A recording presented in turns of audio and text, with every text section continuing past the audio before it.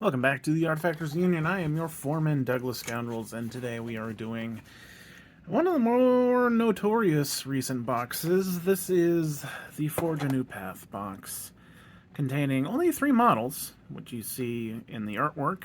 The First Light, this mechanical giraffe, and a child, mostly naked child, riding on top, and then these 2 ancient constructs here. But the giraffe is the one that people are having a bit of trouble with, so that's what I'm going to do, is help you figure out how to put it together. But that's our artwork. Renders on the back. Render is going to be key for the First Light, I feel. And then here's our ancient constructs wielding. They honestly, they kind of look like keyblades. Alright, let's start with the First Light. Here is the sprue for the First Light. It comes in 2 pieces, and as everyone knows, that is literally the worst sin a gaming company can make, but we'll forgive them for now. A lot of pieces, I think 24, 25? 25 bits. And it looks pretty complicated, especially the instructions online, but I'll go ahead and interpret those for you. Just need to follow my instructions, although referencing those will always be helpful. But our game plan, I'm not even going to point out bits here because there's too much. We're going to go ahead and build the body, start with the core of the giraffe, and then do all the dangly bits on the bottom. Put the child together on top of the little cushion thing down there, set that on top of the body. And then we'll build the head, do all the stuff that's hanging off the back, like the tail and the lamp, and then do the canopy that connects from the back to the head, encasing the child. So let's get to it, starting with our 2 body bits, which appears to be B15 and B14. Combine those first. Here are the 2 halves of the main body combined. We are looking at the front of it. You can see that hole back here, that's probably going to be the tail. But next we're going to install B1 and B2. B1 is going to be on the right side of the giraffe, and it's going to connect here inside these 2 holes and right in here. And after that we'll do B2 that's going to connect on the other side, but it doesn't have any wiring that's going to connect right here, so it just has those 3 connection points you see there. Can't hurt to be thorough, so I'm just going to show you the bits. Again, here's B1. We're looking at the underside of the sprue, but you can see that notch connection point, those 2 holes where the chains go, and then the one on the front of the chest where these wires go, and then B2 up here with the similar 3 connection points. And we have B1 attached. Now let's do B2. Yeah, B2. Looking pretty good so far. Now let's add the bits on the chest that aren't technically the neck, which would be B24 and B22. Starting with B24 first, this guy right here, that's going to go ahead and attach right to this ball right here in the alignment I just showed you. There it is. Now, the only obvious connection point was that ball and socket I showed you, but so technically you could either press the bottom of the bit up against the body, or press the top up against the body when the bottom will be poking out. I did the bottom connected to the body because that matches the render. So you're going to glue where that ball is, but also where the tip of the sort of crest thing touches the body. So it'll be a more solid connection point. But let's go and move on to number 24. Gosh, I forgot. 22. My bad. 22. In B22, we're looking at the correct orientation, although you will be cutting out this crossbar in the middle. The one issue you might see is that it looks almost exactly the same on the front and the back, so which is which. If you look, you can see, though, this has a connection point sort of groove. It's kind of slight, but that aligns up perfectly with this shape right here around the hole. So that's where you're going to put it. There it is, just looking gaudy as hell. You need to make sure that the hole lines up with the hole that was on the body, and I'm Not confident that I won't accidentally nudge this out of place at some point, so I'm going to go ahead and add the neck next of the giraffe, which is bit B5. This guy, right here. There it is. Looks pretty good. Just make sure that lip goes over the top of the U-shaped piece, and should be good. Now let's put some legs on this boy, finally. Here are our leggies. The slightly fancier ones are going to be the front legs, and these will be the back legs. Okay, B9 is going to be our right leg, and B10 is going to be our left leg. And then B12 is our right back leg, and B11 is our left back leg. If you look at the connection points, they're all different from their opposites, so I don't think it's going to look good if you accidentally get them switched up. So if it looks strange, then put it on the other side. I'm not entirely certain that they're going to just automatically go in and be flush on the ground. I think you might need to make sure that they're aligned correctly, so I suggest doing these quickly in succession. And then just taking the giraffe body, putting it on a flat surface, and making sure that all the legs are where they're supposed to be. So let's do B9, then B10, B12, and B11. B9 is going to go ahead and glue to this nub right there. I want to push down on it. It kind of slid into place, so this might not be as difficult to get them flat on the ground as I thought, but we'll see. Move on to B10, which is on this side. This one wiggled around a little bit more, but it was easy enough to make sure it was aligned correctly. So let's go ahead and move on to B12, which is going to be this back right leg. Oh, we'll move the camera in this hole right here. This one was also just a tiny bit wiggly for me, but aligning it wasn't too hard. Let's go ahead and do the last one, let's do the last leg, B11. There we go, similar as the last two. Now let's put them on a flat surface. I think this thing was specifically designed for all the people that complained about base overhang. That's a 30mm base. Alright, I will admit I think I messed up slightly, and that is because of the tail.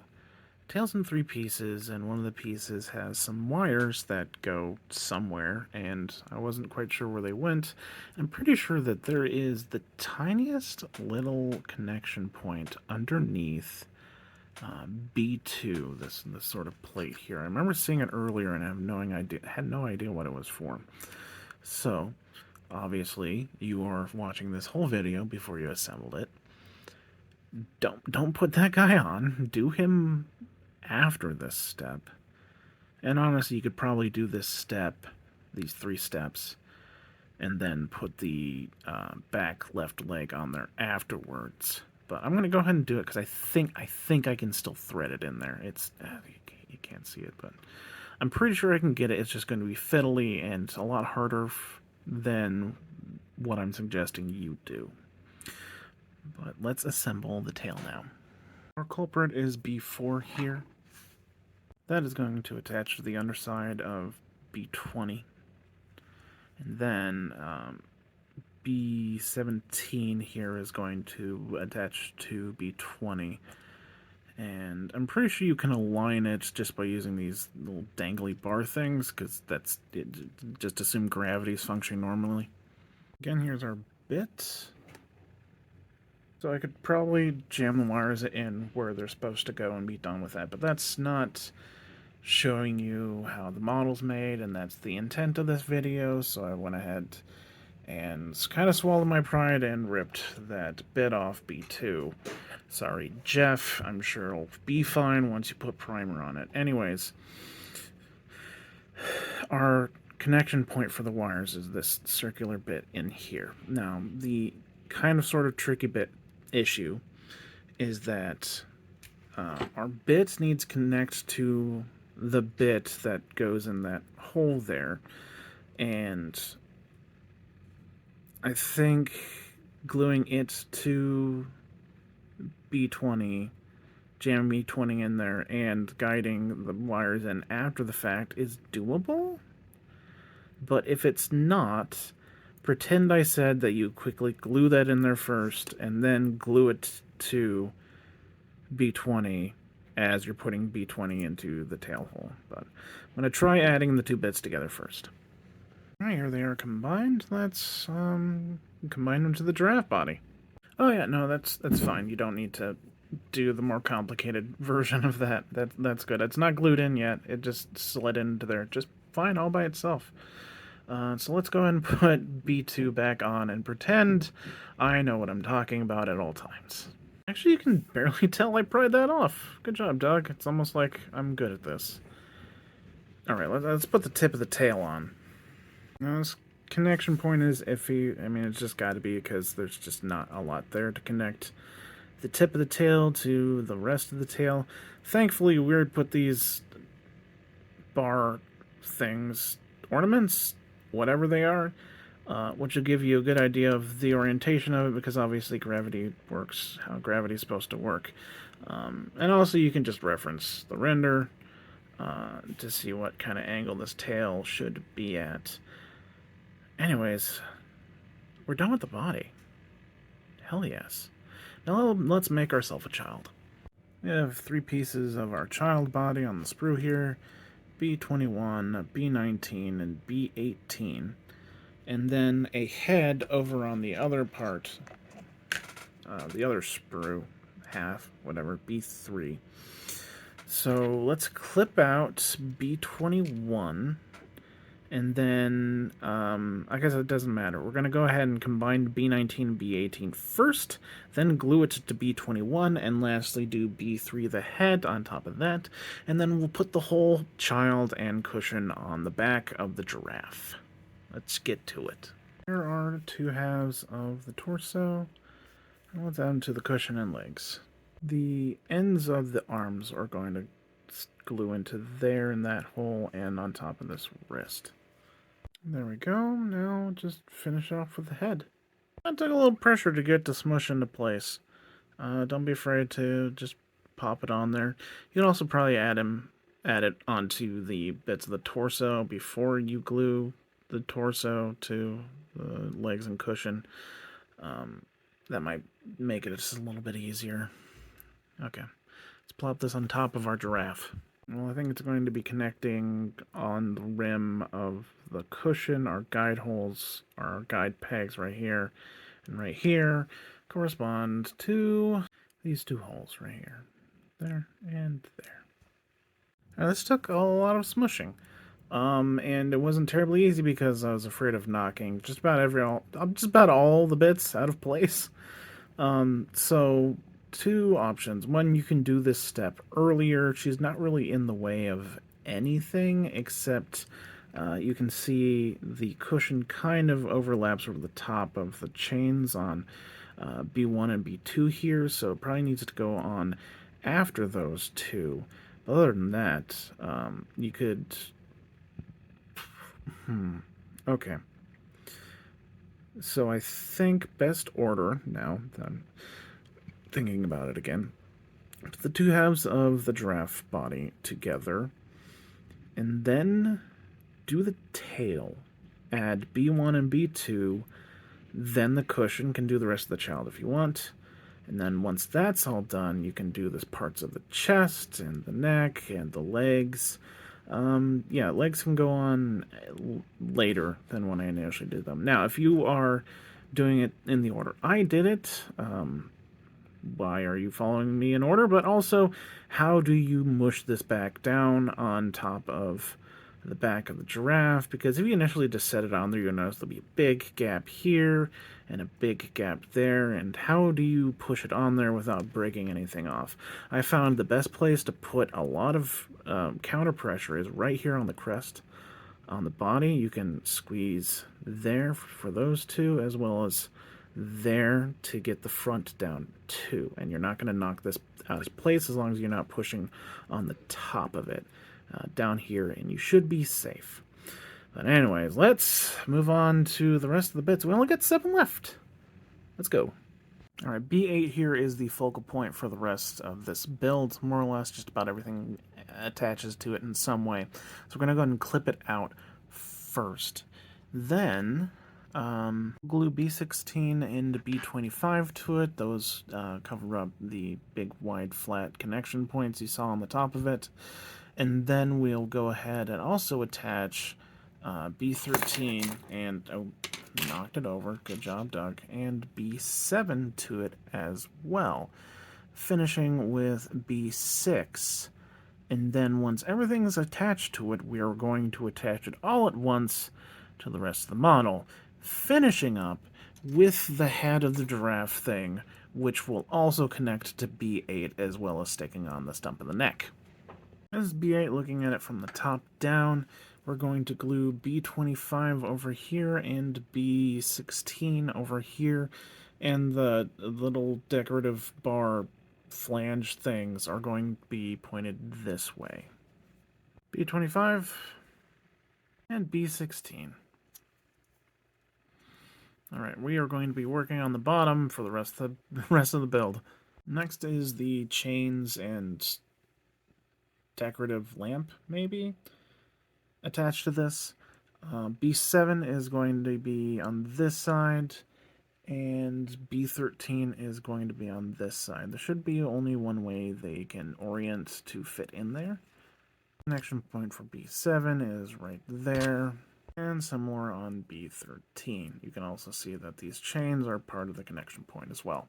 Alright, we are officially in very, very careful mode, because we're working with ropes and chains and tubes and stuff. So, be very gentle, clipping these out, trimming them, and not smacking into them as you assemble the rest of this bit. Here's B7, that's how it's looking. Again, it will only go in one particular way to fit the bit as far down as possible. Now let's do B13 on the other side. And B13.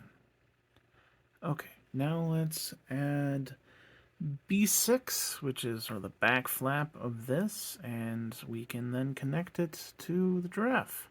B6's connection points are going to be these slots right there and right there, corresponding to, here and here. If we were looking at the giraffe head-on, this is what we would see. This sort of ridge right here is the tail, which is a pretty decent connection point. There we go. It's a little wobbly, but that's why we did it last, so now we can glue everything to the giraffe. Let me show you where those connection points are. As I said earlier, you can see the ridges that are on the tail, and this is where it'll connect. As far as these things go, on this side, at least, you have a connection point. You see the little nub there. That'll correspond to, be gentle, the back of the legs here, that hole. This one doesn't have, like, a hole or anything, but you can see where the lamp thing is supposed to connect to it. So, let's put all that on there. Okay, that was not easy at all, and I have some suggestions for order of operations. Next time I put one of these together, I'll show you how they go together. Sorry, one sec. But it's on for now. What I ended up doing is that I glued the lamp, these things, on to the back of the legs first, and then once those were nice and secured, I went ahead and slipped some plastic cement in here, and then just mushed that onto the tail. Let's go ahead and put the head on and hopefully be done with this. Here's our head. I believe it's B23. We're looking at it straight on. It's going to connect to the top part of our cloth right here and right here. Also, the wires sticking up from the neck bit are going to connect right in there. Ta-da! All done. Got some suggestions for order of operations. Let's talk about those. We're all done with the first light. This was a difficult build, if that wasn't obvious. things to take away. One, order of operations is extremely important. Remember to do the tail with the wires on it before. You put the B2 panel on the left side, as well as make sure that you can get that cushion mashed down onto the body without breaking anything off. As far as the canopy and order of operations for that goes, I think I would instead glue the head on, glue the ropes, wires, whatever, and the lamp things to the top canopy, then connect the top canopy to the head and the lamps to, like, the legs. And once that's secure, admittedly shouldn't be too terribly secure just because you can't put a lot of weight on the rope wire things, then you can put the back part of the canopy on. I think that will be easier. If anyone has one that want to send to me, I wouldn't mind doing this again, just to make it smoother and make it seem like I'm more competent. But anyways, there she is. And yes, I put her on the 30 because I still think it's hilarious. Let's move on to the minions, shall we? Here's a look at our Ancient Construct sprue. We've got the split right along here, so everything on this side is Ancient Construct B, or 2, and this will be Ancient Construct 1, so we'll go and start with number 1. Let's grab the 3 parts of the torso, and we'll slap the shoulders on there. We'll do both legs, then all of the arms, and then the head. Yeah, should be a good order. Let's start with F6. This is the back of the model. And now we're going to add F9 to the chest part there. Sorry here. F7 is going to go in this upper part. Right there. Sorry, slight confusion. This part that we just added is F9, not F7. Jeez. This part right here. Now let's add F7, which is going to be the rest of the pelvis right there. Yep. Now let's go ahead and add the mantle, I guess? Whatever it's going on the shoulders, which is F4. There we go. Went on easy enough. Let's move along to the legs. F1 is going to be our right leg, and F3 is going to be our left leg. I'm going to do a double take on this, but you can see this back toe heel thing has a connection point on it. I almost clipped off that toe, so be careful. There we go. Slots in and settles pretty easily. Let's do the left leg now, F3. This one's a little bit more difficult to get situated correctly, where the feet are more or less flat on the ground. I think I still need to nudge it a bit, but as long as you don't have any seams, it should be good and should be easy enough to get to sit the way you want. Let's move on to the arms now. 3 arms, as you see here. F8 is going to be our only right arm, and we've got 2 left arms. This one is letting the robot peer into the distance, and this one is, I think, below it. Both left arms. So I'll do this one, and then this one, I think. We'll see if that changes. Here's F8. It's another kind of wobbly connection. You just need to glue it in and then set them down on the ground and make sure that both feet and the glaive keyblade thing is resting on the ground flat. And, just double check your seams after that. Okay, let's move on to F5, which is the right arm, the left arm that goes into the socket. I just realized it's kind of hard to gauge where the hand's supposed to go when you don't got no head. So let's jam F9 on there real quick and then adjust the arm if you need to. So there's F9, and I realized that the hand up is not to, like, protect its vision or anything like a person would do. And the best way I can describe it is it kind of looks like he's blocking the sun, maybe? I don't know. It's a robot, though. So I had to adjust the arm slightly, and I compared it to the render, which is always a good thing to do. And so I ended up, what initially the position was, I basically rotated it as far clockwise as I could. And then after checking the render, I just nudged it counterclockwise slightly, which puts the hand slightly closer to the head. Alright, now let's do our last arm, F2. It's going to go in the armpit, I believe. We'll see. Yeah, there we go. The left leg kind of got in the way, not too much, but it did the old technique where you let it melt and cure enough that it sticks on its own, then I just nudged it into place with the X-Acto knife, and it was pretty easy. But yeah, you could probably put this in before you put the left leg in. That wouldn't be the worst idea in the world. But we're done. All done with our first ancient construct. I'm going to call him Hamacher. The hardest part was really getting both feet and the glaive to stick to sort of lay flat on the ground. As I say, the glaive isn't perfect. Whoops. But it'll be fine. At the very worst, Jeffrey can shave it down or something. But you probably just bend it ever so slightly to a better spot. Overall, pretty easy build. Let's move on. Ancient Construct B, or Ancient Construct 2, is our last model. We're going to start with the torso, like always, and then we are going to add the front of it. It's 2 bits right there. Then we're going to encase it in this kind of shell thing here and put this crest thing on the front. I'm not sure if these bits go all the way around it or not, but be these two, and then this. And once that's done, we will put the thighs on and the legs, both arms, and finish with the head. Okay, so start with E12 and E3. E12 and E3 together, easy enough. Let's clip out E7 and E8 and see if they can go on the body without needing E10. Yes, E7 and E8 go on the body before we can do anything with E10. They'll wrap around the torso, the top part of the torso, and they will attach to these pegs as well as probably most of the torso. As you can see, a peg right there, and then that hole right there. So that'll go on the side, and it'll wrap.